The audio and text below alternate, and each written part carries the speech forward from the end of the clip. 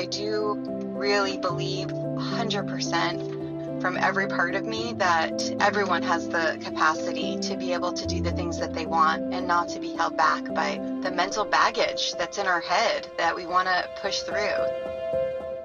Welcome to the Do the Thing podcast. In each episode, we get down and personal with people who go after the things they want to make all their wildest dreams come true. Join us as we unveil and dissect a formula for what it takes to do the thing. Here is your host, Stacey Lauren. Hey everyone, welcome to the Do the Thing podcast. This is your host, Stacey Lauren. So this is actually going to be a cool conversation today. I have been exploring this idea for the last few weeks, actually, about what happens when you get to the point where you have financial freedom to do the things that you want. And I've actually noticed a plus side to it and a negative side to it. And it's something I've been exploring. And I was even thinking about putting an expert panel together of people that had financial freedom. I even emailed my wealth manager and asked him if he knew anyone that he could refer me to that would be good, where their passive income outweighs their expenses. And unfortunately, he wasn't able to because there's a conflict there. But anyway, then all of a sudden, I've been working with my coach, Dr. Case, and I don't even remember how this even came up because we weren't even talking about this specifically. But all of a sudden, she started talking about this and having material stability and how a lot of her clients are in that situation, being high achievers, and they've achieved a certain amount of money, and then also both the good and the bad side of that. And the reason why I think this is important for you guys to hear is because, first of all, anyone can do this work that you have to do. It shows that once you've reached a certain level, you don't escape the same thing that everyone else has to go through. It almost humanizes everyone. And then there's also a level of emotional freedom that happens by having financial freedom once you've done the work. And that's something I do want to encourage you guys to do, because I think a lot of people can get stuck really easily in that box of their income. And by learning how good it could be for you also to have that financial freedom, it could maybe motivate you more to want to do even more things to be able to generate that for yourself, because it is possible for everyone to do in different ways. So anyway, here I am. I'm bringing on Dr. Amelia Case. I've had her on several times before, and I'm so excited that she agreed to do this with me. And it's actually part of the reflection of our coaching from this month. So I feel really excited because by me being able to do it in this way, it actually helps me learn even more, since I'm a kinesthetic learner. So I'm able to actually even absorb it more. And then also it's a way for me to listen back to her sessions with me, and then also giving you guys the opportunity to be a part of it as well. So here I am welcoming Dr. Case. Hi, Stacey. Hey, how are you? Great. How are you doing? I am good. I am so glad you agreed to do this. I know yesterday when we were talking, I'm like, oh my God, stop talking. This is perfect. We have to talk about this on the podcast. Yeah. I'm excited that you want to do this with me, because I've been really exploring this idea lately of just getting to this point where I don't have to make decisions that I do based on the money that I need to make to do them. When I owned the staffing company, it was pretty much my life was devoted to the people that worked there, where I felt this like internal pressure to keep them working. And so, I mean, it was at a cost, right? Where I had to deplete every part of me to make sure that they were also having this job. And so what I realized since I exited, that I now am able to make all the decisions from my life because of me, or based on what I want. And I'm not having to think of other people. And that's just in itself has been really freeing for me. And I recently, I don't even know if I mentioned this on the podcast or not, but I'll mention it now. I had applied for this podcast network application. It was through HubSpot. And it's a really cool way for podcasts to elevate and share. They share your podcasts and stuff. Anyway, I had made the second round of that application process. And I remember I was already starting to curate my content, because I'm like, oh my God, they're looking at my podcast. I need to be careful about what I show, because I want to show them this other version or whatever. So I was careful about what I had on there. And then I ended up not getting that. And I actually felt almost relieved, because I don't like curating my content. And then I had this happen again. I had applied to do a TED Talk, and I did not get that either. That, not saying I don't eventually want to be a part of a HubSpot network or do a TED Talk, because those are all things that I'd love to do at some point. But I don't want it to be at a cost for myself. I want to be able to really do things that are truly aligned with me. So anyway, so that's been something I realized. And I think part of that is because I have the freedom to do what I want, right? And then the other thing that I really wanted to talk to you about was that identity side, because I know that's what you're seeing a lot of with people that end up getting into financial freedom, that then they're like, what am I supposed to do now that I've gotten this goal? And they talk about that when Neil Armstrong went on the moon and had reached that big goal. And there was a few other people that I won't name because I don't remember exact facts, but I've heard really specifically that when they've reached these huge goals, then they collapse because they don't know what else to do after that's over. And I think that's when you see people. So anyway, these are all the things I obviously have a lot in my head that I've been thinking about. And so this is great to be able to have this space with you and just talk about it and kind of see what you think. Specifically, I was thinking of what we were talking about yesterday when I've noticed this with the Maslow's hierarchy of needs. And I actually had explored the idea of helping people in prison with the Do the Thing formula. And I had called a bunch of these transitional living centers that I had actually worked with when I owned my staffing company, of people that were out of prison and getting into work. And I realized with Do the Thing formula, they weren't interested in talking to me at all. But when I was with my staffing company, they were really interested in talking to me because I had a job for them. And so because they didn't have security yet completely, they were still in this transitional place. They're not ready for the work that I wanted to give them. And so I think that's the same way that happens to people when they are no longer needing to earn money for themselves because they already have the money. And so then they're not burning that energy anymore. And so there's an amazing side to that, which is then you get to do the things you want. But then the negative side is that then you're spinning because you have no idea now what you're supposed to do. That's so true. I can say, just from the point of view of doing this coaching, I've done coaching work for 25 years or 27, I lose track. And the majority of the clients that I've worked with have had a real entrepreneurial spirit. So even if they were in a corporate position, they've been kind of the master of their own fate, so to speak. And also working at very high levels and getting very high salaries. And then people who have had their own businesses, it's not been unusual at all that they've exited at 80 million, 200 million, around in that range. And maybe people basically like few in their late 30s, 40s, 50s, a few in their early 60s. So they've been people who've acquired a lot of social power, let's say, in their positions, and also money, wealth, financial wealth. And it sounds kind of strange to think about, well, what would they be having problems with? Why do they need a coach if they're that successful? And what I've noticed is that as the decisions get bigger. So let's start there. So they have decisions, and the decisions and responsibility get bigger. Now, that's normal. That's what happens with life, is we get responsibilities that get bigger and accountability that gets bigger. Life does not get easier or less responsible or less accountable. It gets more responsible and more accountable. And so they would get more and more responsibility and accountability, bigger decisions.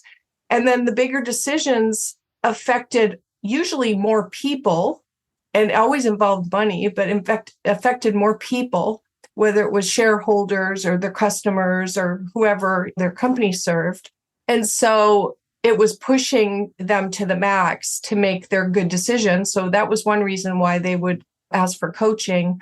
But also it squeezed them. So then they squeezed their time, it squeezed their efforts, and then they had to decide what to let go of to be able to, do whatever they had to do to reach whatever goals they were trying to reach.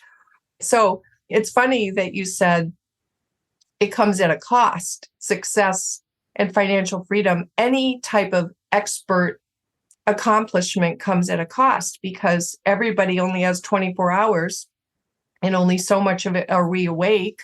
We have to let some things go by the wayside to achieve. So the colloquialism that something comes at a cost is a very accurate way to sum up what somebody has to do, which is they have to let go of something in their lives. They have to let something fall away. They have to choose to let go of something to make something else happen. So these high achievers, they would let go of part of their lives and then have some suffering because they let go of part of their lives and inevitably there was some friction there. So that was another reason for coaching. And then the one that probably has surprised people themselves the most is, oh, I just sold my company for 80 million. I just sold my company for 250 million. How come I don't feel like everything is fantastic? I have total material stability. I don't even have to work the rest of my life. Shouldn't I just be so happy? I feel so mixed up, confused. What's wrong with me? And what's happened is when somebody has been working so hard on the material things, on the financial things, and all that's entailed in either running an organization or handling many people or being responsible and accountable so much is actually, believe it or not, a lot of loss of self, not a lot of attention to self, and not a lot of attention to other parts of human beingness, let's say. So very often not even spending any time understanding their own psychology or their own spirituality, their own priorities. And so by the time somebody gets that financial freedom, think of the exact opposite word of freedom. Some people might say that chaos is the opposite of freedom. Some people might say being chained or trapped is the opposite of freedom.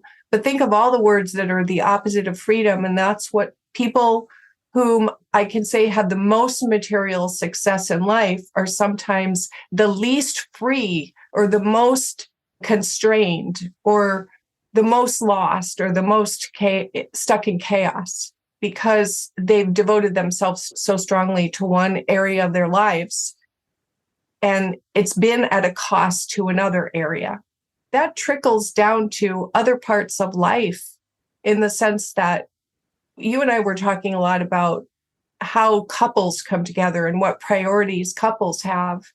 And somebody who's been really searching for material stability and financial stability often will get criticized by a friend or a family member or a spouse and criticized for the things that are missing, criticized for going out to achieve that material or financial stability. And even though the person who's going after it might complain at the spouse or complain to the family or to the friends, get off my back, it's actually that very thing that the individual ends up coming to me for coaching for, saying, I can't believe this. Something's not right. And there's so much expertise on the material and financial plane that the person doesn't even have any vocabulary around the mental, psychologically mental or emotional or spiritual life. It's really interesting that what that person was being criticized for earlier in the life comes back and becomes a priority later. And only then does the person suddenly have an interest in the vocabulary and an interest in getting out of that pain. Yeah. And I'd love to hear for the listeners. So there's going to be some people listening that have sold businesses and that are like, oh my God, I didn't know this was normal, right? There's going to be those people, I'm sure, because I think you're, I don't want to say the word crazy, but you definitely don't feel normal when this happens to you because you think that you should feel great. And then I also wanted to know, though, for the people that aren't in this situation, why is this important for them to be still listening to this episode, do you think? Sure. I think stability comes in many forms and seeing the grass greener on the other side. I've worked with people who've sold their businesses for hundreds of millions of dollars and have plainly said to me, I was the most happy when I first started my company and I had nothing. I had nothing but my dreams. I had all these dreams and all these things I could envision. And it was so exciting and I was so creative and I had so many ideas and it just seemed there was so much ahead of me. And now it feels awful. It's flat. Everything's behind me. People who are working on material and financial stability, they tend to have support in focusing on those goals and they build excitement, have fuel, and there's the reality of possibilities. Like, I could do this. I could do this. I could go for that position. I could try this thing. And so as much as that seems effortful, and it does come at a cost, yes, but there's something wonderful about that drive and really enticing about the possibilities. And many people take that for granted and think, well, everyone has that. Well, no, the people who've sold their businesses, they, like I said, they've told me I'd give anything to be back there when everything made sense, when I knew what I was going after. No, now I have everything. I don't have any less problems. I actually want to add something, because as you're talking, Sure. I'm feeling something could be coming up for the listeners. If you're noticing, and I had this episode, you guys, with Ryan Moran, I don't remember the number, but he talked about people and their relationship to money. So if you're listening to Dr. Case and you're like, oh, those people are blank, whatever that word is, and if it's in a negative, this is the time that you're noticing what your relationship to money is. Because when I was younger, I mentioned this on a few episodes, I had a negative relationship to money. Even when I sold bookstore to door, I would go to the middle, there would be these big brick houses, and I would never go to those because I just thought the people were jerks because they lived in these huge houses. And I just had this impression until I worked for the sister company after I graduated of the book company, and it was selling custom suits to C-level executives and attorneys and things like that.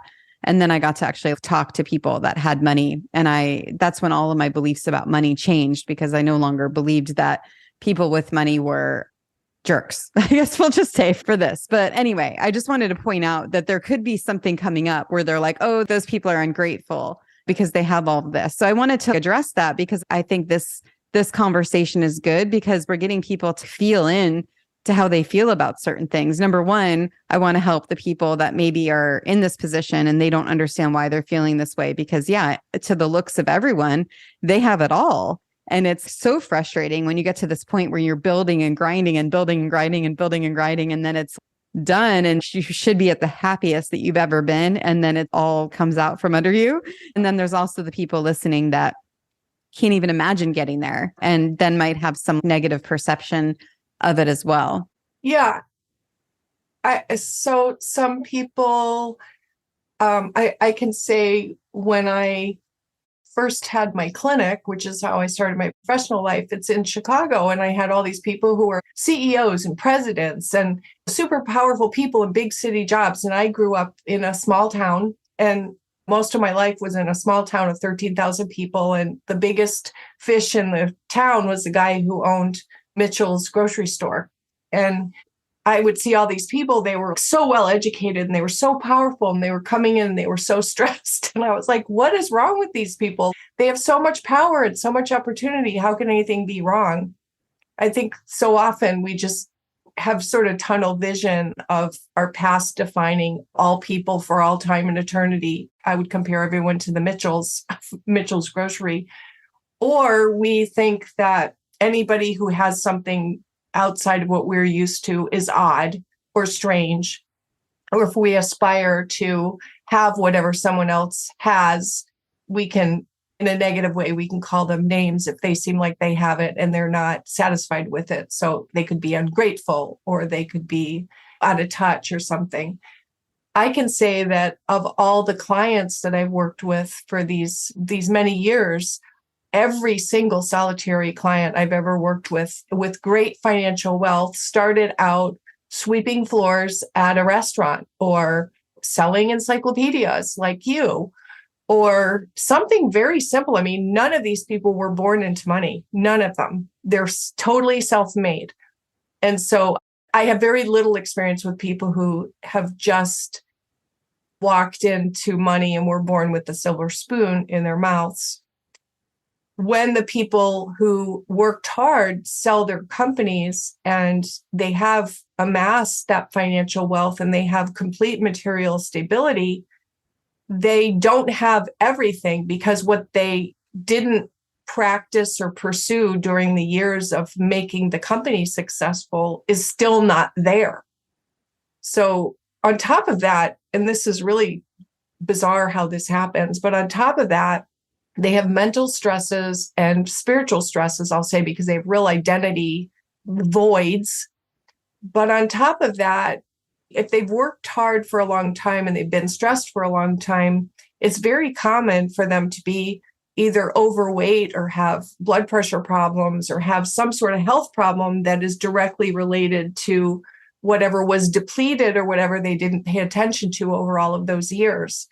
So sometimes I think at the beginning of someone's career, it's very difficult to convince those people to take care of themselves, because it's hard for anybody who's younger to even envision what it'll be like in 20 years, and that the body ages and then the mind and the identity needs certain nourishing and fertilizing and support over those years. So it's kind of like it's a rite of passage to have success and failure at exactly the same time. Material success comes, but then there's the failure in some other area of life or aspect of being a human being that just seems to go along. I don't know anybody who has mastered the art of making it all balance all the time throughout life. Whatever it is that we're working on, we let other things go. And then what's kind of interesting is that you and I were talking about the couples thing. It's very interesting how people will often attract the person who's good at the thing that we've let go of. So it's not unusual for, let's say, I've worked with a lot of men, for example, who are very driven, very focused on material and financial stability, and they tend to attract a wife, a woman who is more interested in family and gripes, and as the men say, oh, she gripes at me all the time because she says I'm not home enough or I'm not doing the kids stuff enough. She's taking the role of the thing that he's forgetting or letting go of. Or she's the one who says we have to go to church or we have to go to synagogue or we have to have our spiritual life. It's funny because that is the subject where they don't get along and where there's friction. But I think that's one kind of natural way that in some universal way, there's some balance, there's some chance for balance, is attracting that equal opposite person who kind of reminds you of the thing you're forgetting. But yeah, it's one of those things that I can say with a great deal of certainty is not an easy road for the people of my financial and material stability. It's not an easy road to be there. It doesn't mean that everything else is just all good. In fact, I'm saying it means the opposite very often. Yeah. And I think the reason why I was excited to talk to you is the part where you were kind of showing that piece of when you talked about the person that was amassing it, right? And they're like, the process was the part that was so exciting, right? The grind and all of that.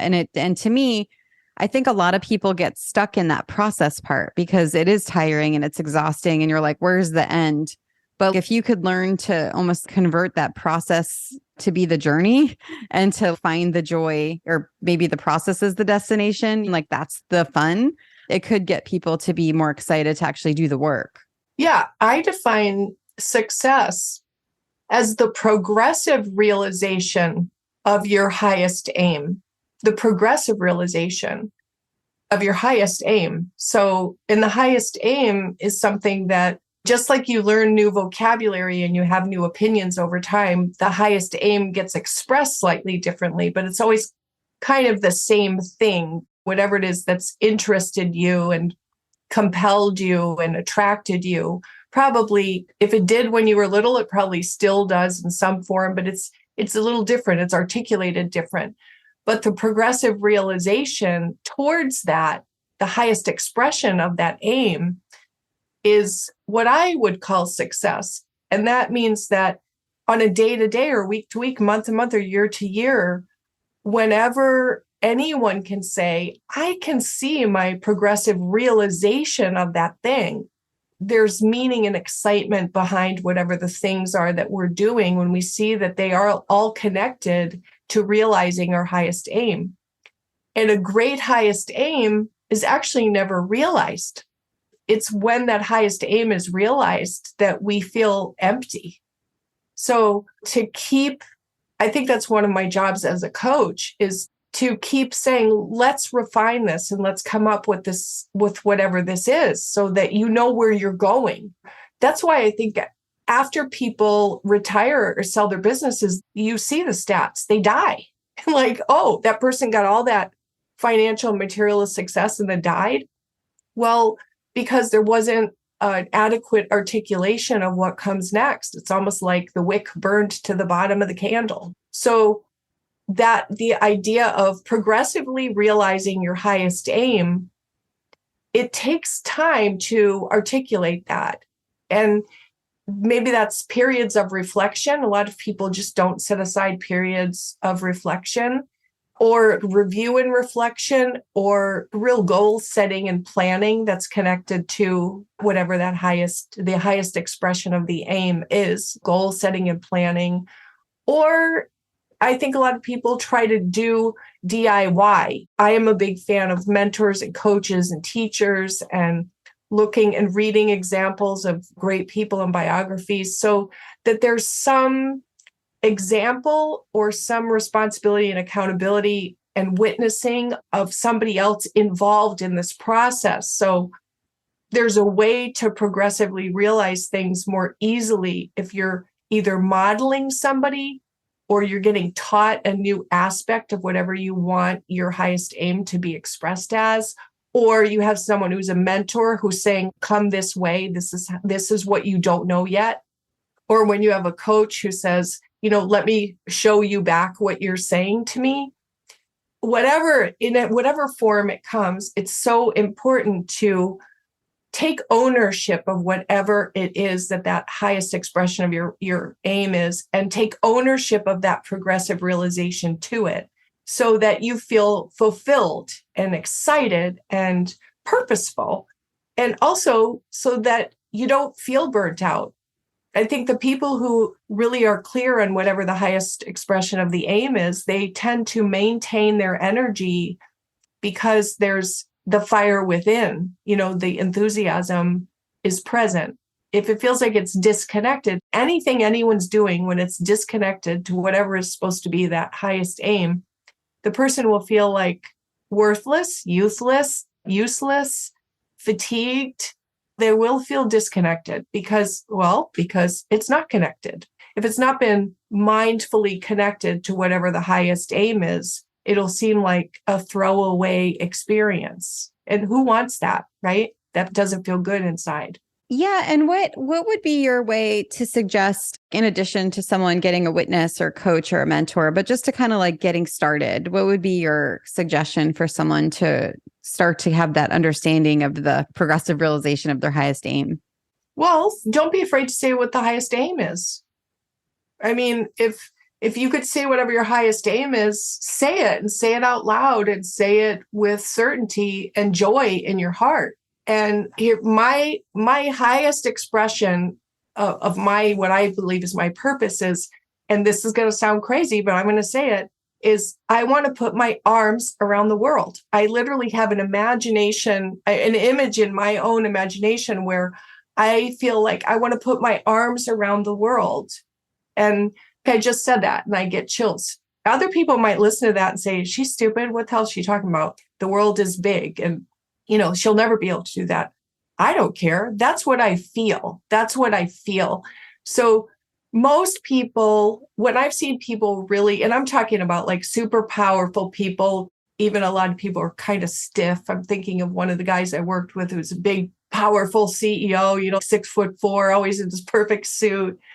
And it was hard during a coaching session. It was really hard to get him to feel. He was so logical and he was so, I don't know how to explain this, but rigid somehow. But to get him to feel what's really important to him, this was right before he retired. And he did retire from that company. And then he started something brand new because of this feeling. He found out what was the most important thing to him was, and the thing he had loved most in his life was nourishing up and coming leaders. And he absolutely loved that. And he didn't want to give that up. So when he had a feeling that was really what had made his career what it was, all of a sudden he was like, heck, my career's not over. That was really the purpose of my career. I happened to make all this money along the way and achieve all these other things. But the thing that I loved and the thing that made it worthwhile was bringing these other leaders up and showing them who they are as leaders. And so that's what he loved to do. And that's what kept him going and made him decide to continue his career. So that's where it starts, is what is it really that your highest aim is? And you want to get a feeling first. And then out of the feeling, then you pick the way that you want to do it. So the way happens to be related somehow to whatever your strengths are. So my strengths are, I happen to have been born with a really good mind. So I take advantage of that. When I was 12 years old, I was already 5'7". And so I've always been kind of a tall woman, a tall girl. I'm 5'9.5". It made sense for me to want to use my body somehow. So my career, being interested in what touch is all about and what the physicality of a human being can be and do, was just kind of natural. And to feel emotions through people's physical tissue came very naturally to me. And my value in communication and listening to others and hearing their experience and really having this pure sense in my heart that I want people to feel free in their bodies and feel free in their minds led me into my strengths, and then led me into becoming a coach and owning my multidisciplinary clinic. That was just taking my strengths in a certain place. So the next place is say, what is it that you really want to feel? And then what are your strengths? And trust your strengths. You were born with your strengths for a reason. It's not random. Trust those strengths. And then when you start to be able to articulate that, admit your strengths and own whatever it is that you feel that brings you excitement and brings you a sense of purposeful destiny, then once you have that, you have what's called genuine interest and a genuine can-do kind of feeling. I have these strengths. And even though that I don't know how I'll do it, I feel I can do it. I feel I want to do it. And then what life is the discovery of the how. That's where I say to people to begin. If you begin by saying, what should I do? You're cooked. The minute the should word comes in, you got to say, okay, that's probably not me. If should comes into the language, you can be sure that it's some authority from current or past kind of infecting the brain. So the minute that should comes in, I would say, think twice about that. That's probably not genuine or authentic to you. It might mean you're trying to please somebody or be approved of by somebody. The idea is to really, what is it that you dare to enjoy feeling about yourself in the future? What is that? And then explore that. And what is it that you want to do? Okay, I say, I want to put my arms around the world. I want to say, I can help you, and hold the world and say, there's so many solutions I want to share with you, and you'll feel better when you know these. That's my feeling. And then my unique strengths I put towards that. And then my life, like your life, Stacey, and everybody, is that unfolding of how do you do that? And so you get these different scenarios where you go, okay, now I have to figure out how to do it here. Okay, now I got to figure out how to do it here. Okay, figured that out. Oh, didn't figure that out. So now I got to figure out a different workaround how. But that's really what ends up happening. And then the driving force is the feeling. The feeling feels good. And then using the strengths is natural. So those two things are out of the way. Whenever I meet somebody who is going after a goal and the goal isn't exciting and the person is really gutting it out and it's not in their strengths, I know that that's not an authentic goal. And I know the person's working actually against the strengths, because if you're not working with them, you're working against them. I mean, that's a universal truth. Then the other universal truth is, while people are working on something, it does come at a cost, because it's very difficult to make everything important when something's important. And so at the end of any achievement, there's this moment of noticing that the things that haven't been paid attention to have suffered. That's just plain and simple. And everybody experiences it. Yeah. And you're making me think of what prompted this yesterday. I think you said it's almost like what happens is because those needs were met, right? So you're no longer it's like an emotional energy. Once you reach financial freedom, your emotional energy is no longer put on you making money to live anymore. And so then you're not, it's almost like that Maslow's hierarchy of needs again, just at a different level, because otherwise you're thinking about how you're paying your bills and you have to act a certain way to be able to do that. But once that's gone, the question that comes up is, what was all this for? Especially when they're still not happy. And so I think the cool thing about having you on here and talking about this is something everyone can do, regardless of where you're at. And it's important because people that are in the situation where they're not having the financial freedom, that's what a lot of people are striving for, right? Is to have financial freedom. But they're not thinking of that question of how do I want to feel and getting into that first. It's almost that could be where you start, like you said. That has to be where you start, because otherwise, talk about wasting time, effort, energy, money. There's only one thing we never get back, and that's time. So to revisit that and say, do I feel I'm really on a purposeful path? I've had some people, when I used to teach bigger classes, some people would say like, oh, Dr. Case, basically you're full of it. We have to live in the real world. We can't be purposeful. I need a job that'll pay my bills, that type of thing. And I would say, no. You don't get away with that. I'm sorry. You have strengths. And if you're using your strengths, it's for a purpose. And if you haven't connected the dots, that's your problem. You have to connect the dots. So you have to be honest with yourself about what it is that you feel and what is it that you want to achieve and how does it make you feel? And then look at your strengths. If you're using your strengths, somehow it's moving towards that place. It's moving towards that achievement.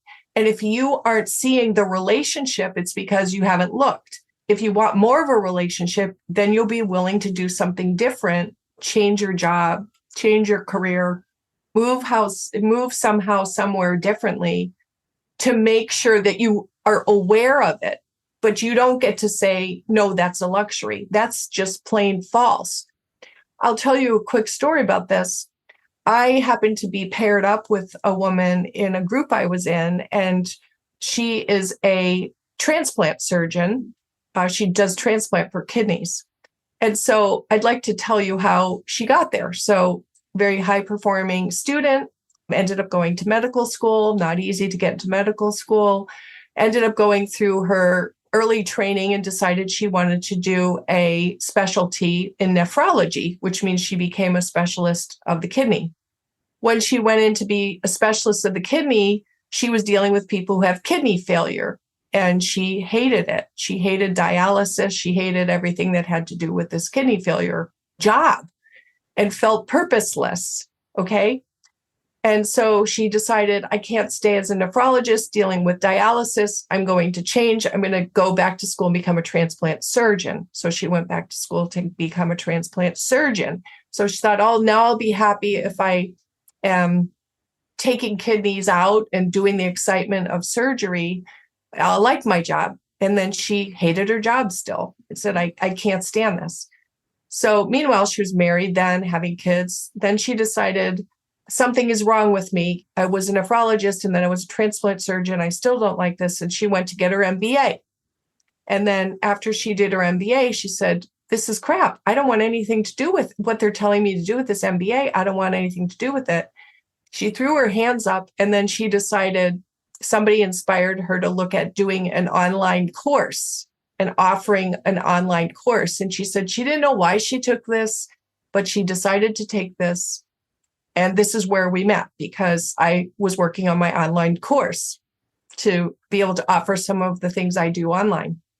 So I asked her, it's funny because I sort of turned into a little bit of a coach for her because we were paired up. And I said, well, so why do you feel so discouraged? And she said, well, I just wasted all this time. And I said, well, but your course is on how to take care of your kidneys so people don't ever get disease. And you know that better than anyone else. You've taken care of sick kidneys. You've transplanted kidneys. And then you got your MBA to learn something you've never learned before about business. You were all science before. And now you're going to take all those skills and do the thing that you've ever wanted to do since you were young, which is teach. But teaching didn't have any money. So the point is, she was on this journey. It was all connected. She went to medical school, well, because it was more lucrative to be a doctor than a teacher. She went to medical school, didn't like being the nephrologist, became a surgeon, got even a more intimate understanding of the kidney, went to get her MBA, could see what business is like. And then going into learn online business, she thought this was not a failure, but a choice, but kind of a bizarre one. And she had, I think, this is my words, not hers, but I think there was some maybe embarrassment or shame about doing something like, who goes into online business after you're a doctor, a surgeon, and have your MBA? What she ended up realizing was, oh my God, I get to take all that stuff that I've ever known and I get to apply it and be the thing that I've been on the journey to become my whole life. And now I've got the authority and the understanding and the know-how and knowledge and the certainty to help other people. And in fact, when she first opened up her website, she said it just exploded with business from all over the world. She said, I don't even know how these people are finding out about me, but all over the world, because all over the world, people want to find solutions to take care of their kidneys so their kidneys aren't failing, right? Or people who've known other people who've had kidney failure. This is a classic example of somebody who had not connected the dots. And so to get to the point where she was and to look back in any way, shape, or form, say, oh my God, what a waste, I think is a travesty, because what happened was this incredible unfolding of how she was going to take her strengths to achieve her original highest aim, which was to be a teacher. I'm also wondering if you could speak to that other side, since I like to always do the good and the bad side of everything, as you know. I mean, obviously there's a lot of good that is obvious, but my thing that I've been really exploring is that idea of just that, again, the emotional energy also is gone, the good side of the emotional energy being gone, of where you're making money. And so then you have the freedom to be able to do whatever you want coming from totally inside of you. And I was just wondering if you had any thoughts on that as well. Yeah, if you can get to that place of a beginner's mind again, I think that's definitely a place to really enjoy, not having to think about building up the material stability. It's a time of rebirthing in a way, and it can be just as creative as the beginning of the original project.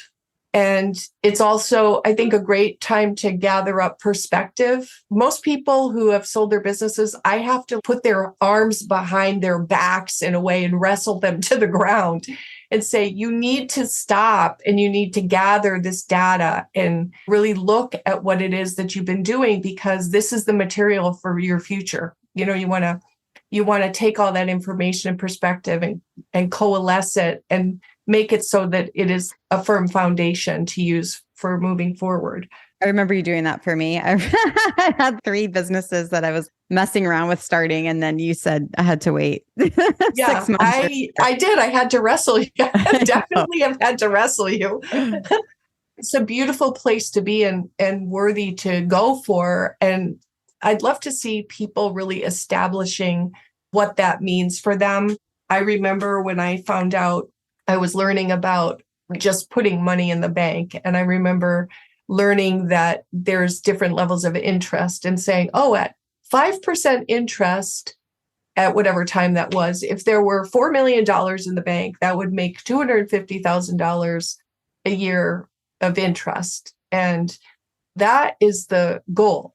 And I remember saying, I've never heard somebody just put it in really concrete terms like that. So what is it that the person wants to achieve financially? My brother, he said what he wanted to achieve financially, and he did. And nothing's changed in his life.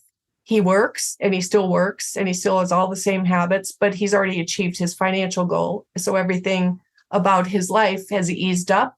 He hasn't changed a thing. He still works as much, but he had the goal and he achieved it. And I think that's kind of rare to have what's the number you want to get to and go for that. And then just know that there's life after that. And that life has to be defined.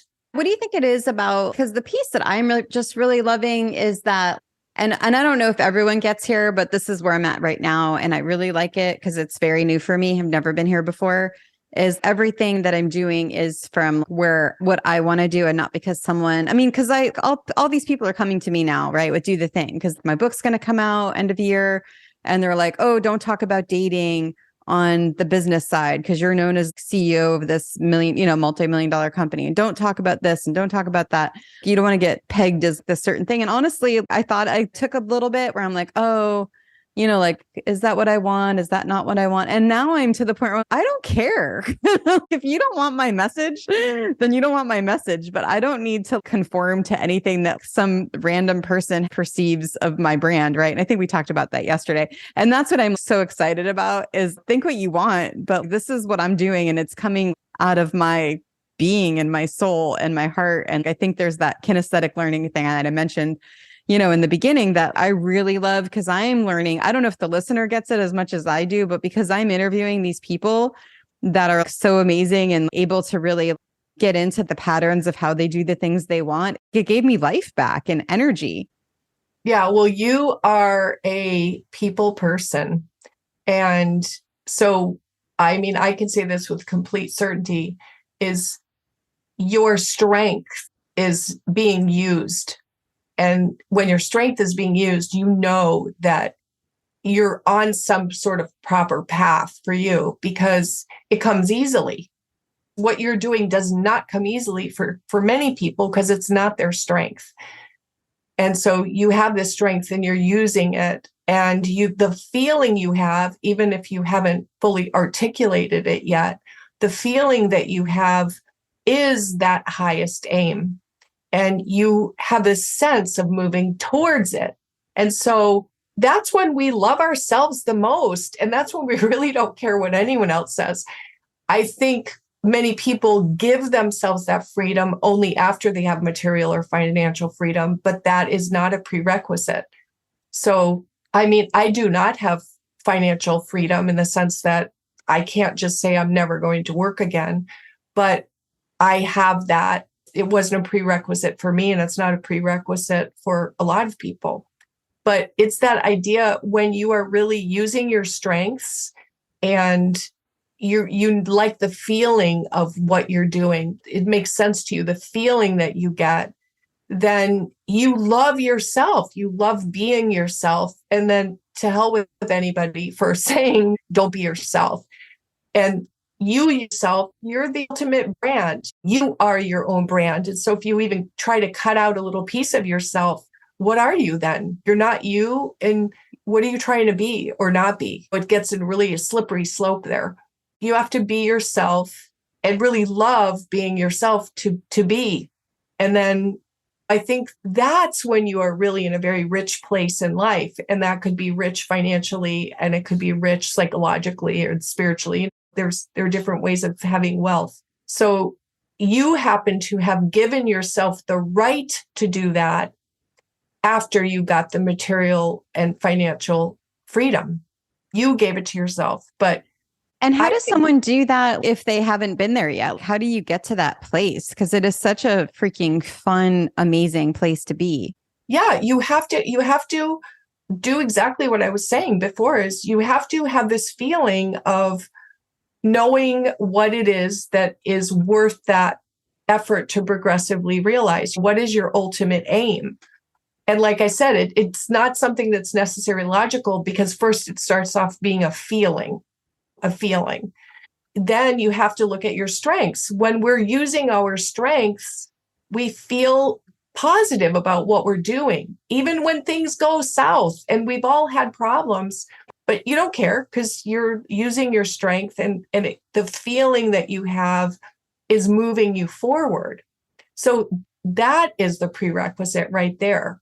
Now, because people don't give themselves that gift, they don't necessarily sit down and articulate, what is it that I feel that is the feeling of I want to move towards that particular aim? What is it that I feel is worth my attention or worth articulating? So I feel it's worth to me, myself. And like I said, you might say, what the hell is she talking about? But for me, I say, I want to put my arms around the world. Okay, that's totally not logical at all. But that's how I feel. And I really feel that way. When I say that to myself, I feel elevated. Okay, that's how you want to feel, right? And then you want to say, what are my strengths?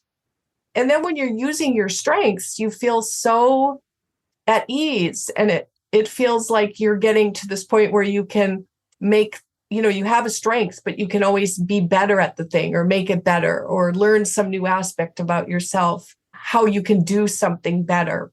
Yeah, you're making me think. I have to ask you this question. So I'm in the middle of the Do the Thing Start a Voice Challenge. It was a 17-day mini sprint challenge in that singles community that I'm running. Right. And people are, it's so engaged. The people are getting huge transformations already. And I think I'm on day, what am I on? Oh, I'm on day 6 already. And some of the dares that they're getting are to record what's something you've done recently that you're proud of. If you were writing a book, what book would you write? What is your ideal day? What is something you do really well? So I'm getting their mind to work, right? And it's been amazing, the ideas and the things that are coming from them. And I'm just wondering, actually, this could be a good chance for me to help them process what this is. And I just was curious, as we're on this topic, if you had any thoughts on that as well.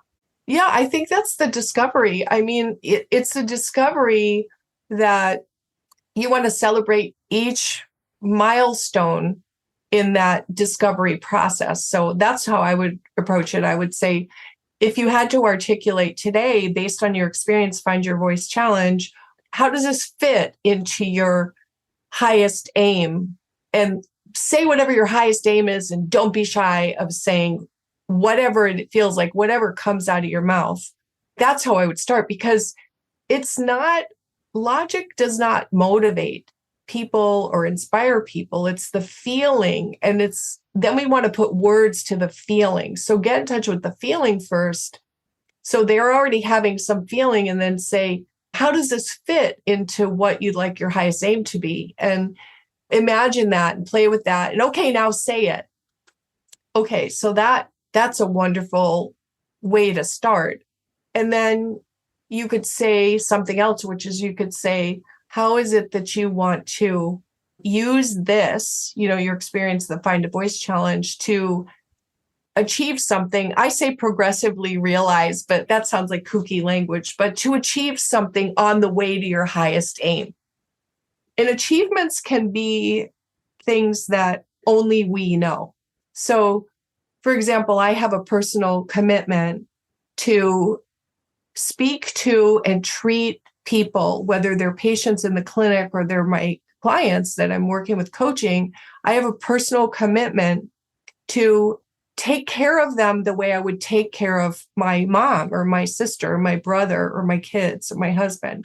I want to take care in that way, with that quality. And so I progressively achieve that, when at the end of my day, then I can say, did I do the best that I could with all that I have for these people that I made a commitment to help? And so every day when I say that sentence to myself, I say yes. And then I say, wow, I love the way that feels. You see how that's a feeling? It's an achievement, it's a feeling, but it's not, oh, I did another chit on a paper, like, check, I got that one, that one, that one. It's not always countable like that. Is it realized? So you can realize it materially, like, okay, I put another $100 in the bank. That's a realization of cash. Or I realized it because I ran that marathon in under 4 hours. There are things that we quantify, and then there are other things we qualify. Progressive realization includes both. Achievement includes both of those things. So that's how I kind of go at the... Yeah, no, I like that. I was thinking too, I'll give you one example. The dare was record, what is your ideal day? And then she basically said, my ideal day involves waking up at my leisure, getting outside into nature and doing something that brings me joy, loving on my fur babies, eating great food, getting into some meditation and journaling time, perhaps chatting with a friend for a bit. listening to good music or podcast while crafting. And so I'm excited. She has a really great picture of what her ideal day is now. And I'm just wondering, and this is good. I'm saying this for you guys too, because anyone can ask this question, right? And now you can come up with what your ideal day is. And then what would be a step from there that they can now do to really kind of take it the next step, whether it's feel it more, for this woman, this woman. Yeah. Yeah, I would say, what do all those things have in common? What's the common thread there? Is it something so simple as a feeling of fresh air? What is it that you feel really in touch with your body? You feel connected to your physical body? It sounds to me like there's a quality of physicality there. And then I would say, what is it that you do really easily? What's kind of your natural ability? I would want to get in touch with that. In other words, what are her strengths? And then I would say, well, when you're imagining, what is it that you would love to aim for or achieve that you feel like only you can understand yourself, that you would like to achieve this? What is it that you would love to do? There's no rules in the universe. There's no logic. What is it that you would really love to be or do or have? And then I would just listen to that free form word flow. And when she would get tears in her eyes, which inevitably people do, I would track that and I would say, stop there. That touched you. When somebody is moved by whatever it is that is being envisioned, that's like code. That's a code. And it means there's so much inspiration. Those are tears of inspiration. And so those are really important moments to pay attention to whatever it is that came to you. The reason I say I would love to wrap my arms around the world is because when I was in that state, sort of, let's say, a meditative, reflective state, the feeling I had of that brought tears to my eyes. And so I just trust it. I trusted it then. I still trust it now. And it still makes me feel like, it almost makes me giggle because it's absurd, but I still feel it. So that's what I would do with her. And I would love to hear what it is that she would come up with. I think that each person will say it, verbalize it differently. And that ability to be childlike, envisioning and playing with what is in your mind is something that we let go of too fast. And it has enormous value. And I can tell you it has value for people who have more money in the bank than most of any of us can imagine and have tons of material freedom. And it's this kind of exercise that's ended up having brought them back to life for the next part of their next chapters of their lives.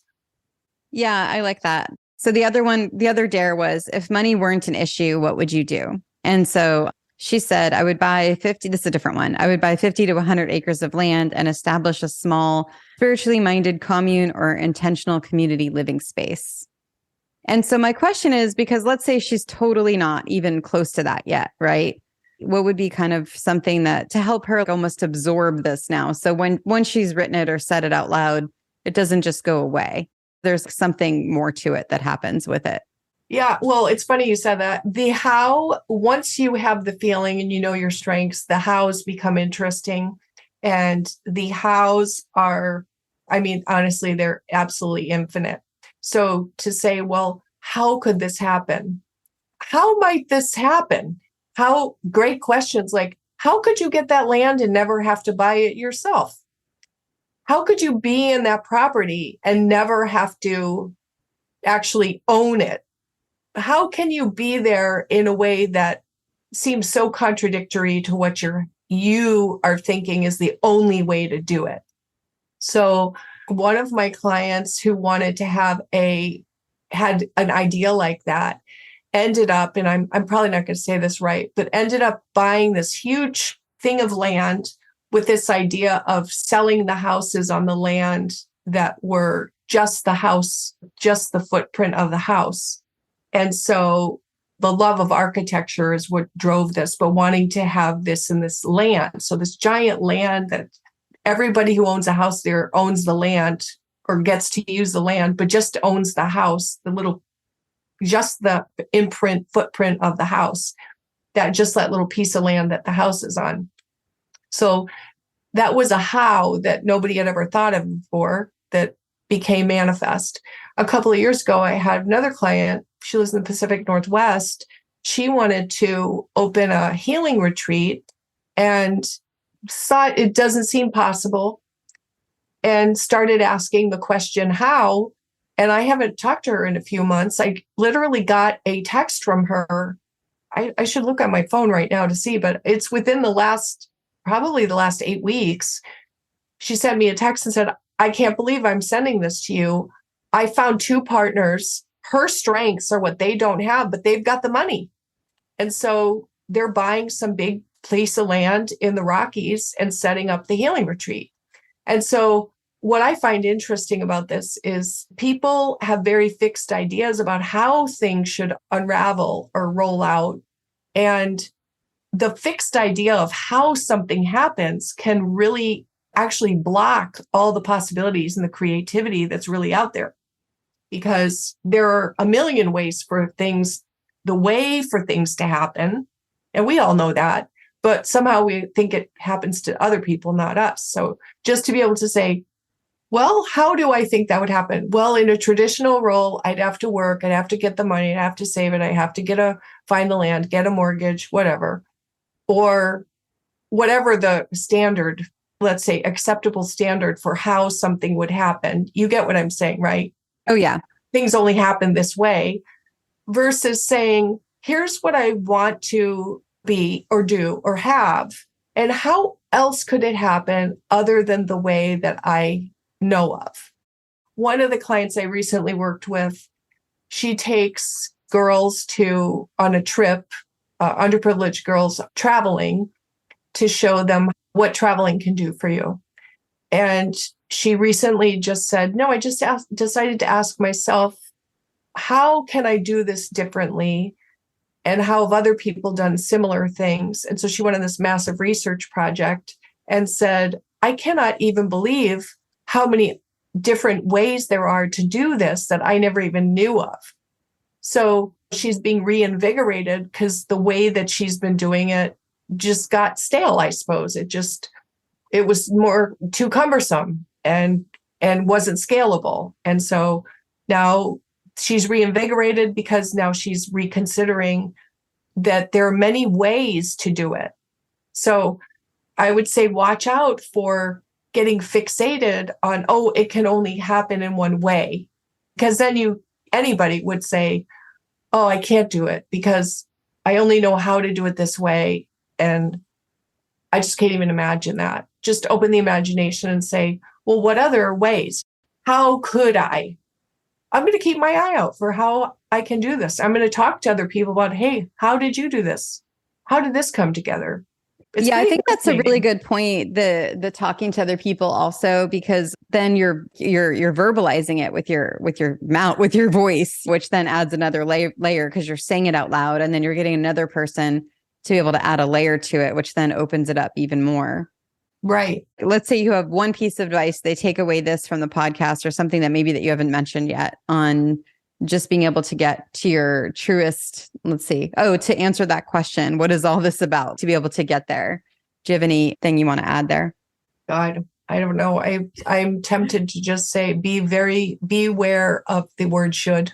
If that comes up, that's not an inspired state. That's a pressure-filled state. So every time anyone hears himself or herself say, I should, I'm going to do this because I should. If there's any should energy around it, then I would say just crumple up that piece of paper and start over. Crumple up that idea and start over. The minute you say should, have some suspicion that, there's something lacking there.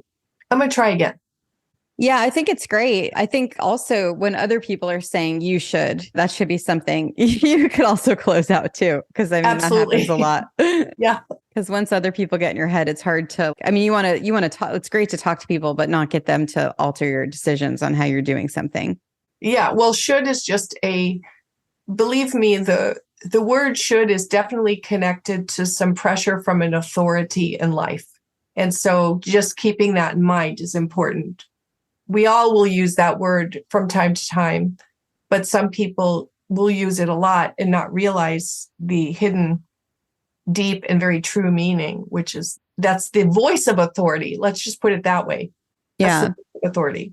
Thank you so much for doing this with me. This was so much more than I even thought it would be. So I just really appreciate you taking the time to do it and to be able to share your hugs with them. Oh, you're welcome. It was kind of all over the place, but every bit of that is exciting information. I think when we listen back, there's a through line throughout it, right? Which is really answering that question. What is all this about? And I think it shows that there's a level playing field for everyone. I think a lot of people think, oh, they have money, so of course they're so happy, or they're this, or whatever you get into when you see people that don't have what you want. So I think what this did, and the through line throughout it really is we're all at this level playing field where we all have to do the work because we can all get to that same place. Yeah, you know what I would call a podcast like that? I would call it a calico cat. Sometimes you have these conversations that are so generative, and it's just you're talking about this and you're talking about that, you're talking about this and you're talking about that. It's just spots of different important genetic information, meaning like life genes. I think about those generative conversations, I think, are so great because they sprout many ideas. So the through line is not always completely obvious, but the outcome is that it's very generative. That makes sense. Totally. Oh, and for the listeners, can you share where they can find out more about you? Yeah, right now it is through my blog, Done With Anxiety, blog.donewithanxiety.com. Hopefully soon there will be more. Woohoo. All right. Well, thank you so much for coming on. You're welcome. I love it. Thanks for listening to the Do the Thing podcast. We hope you enjoyed the show, but even more, we hope you'll be inspired to do the thing. Do you have a burning question on doing the thing that you'd like answered? How about an inspiring do the thing story of your own that you'd like to share? We'd love to hear all about it. Just leave us a voice message at dothething.callcast.co or email us at hello@dothethingpodcast.com.